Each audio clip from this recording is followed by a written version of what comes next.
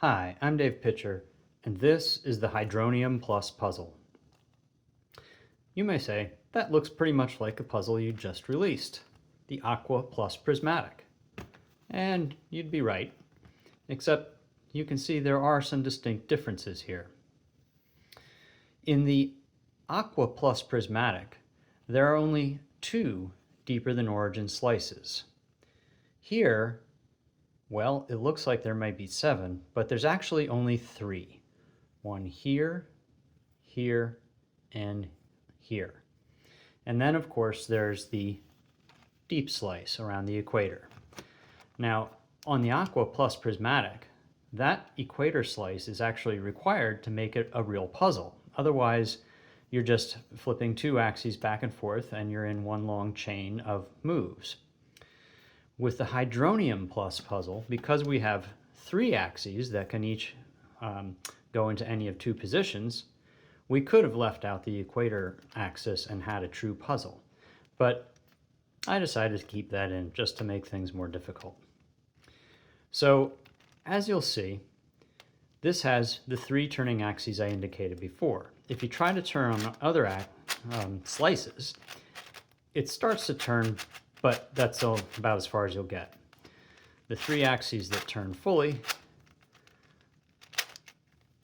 work like so. And as usual, you really have to make sure you turn them on the deep side in order to keep track of your axles and your core. So I believe sometimes they take a second to line up. There you go. So those are the 3 axes that we can turn on, and then of course the 4th is around the equator.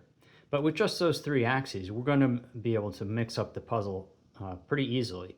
And given how difficult even the Prismad 3 puzzle is to solve, I can't even imagine how difficult this one will be to solve if we really thoroughly mix it up. So I'm not going to do that. I'll leave that to someone else who's a little more adept at solving these types of puzzles. Interesting thing to note about this puzzle is that with the Aqua Plus Prismatic, the deeper than origin mechanism required 2 shells. With the Hydronium Plus puzzle, it required another set of shells in order to accommodate the 3rd turning axis. So the mechanism is substantially more complex in this puzzle. But as you can see, it still works relatively well, although it does tend to catch a little bit. I imagine maybe a better print job would solve some of that, but that's what we have at the moment. So that is the Hydronium Plus puzzle. Thank you for watching.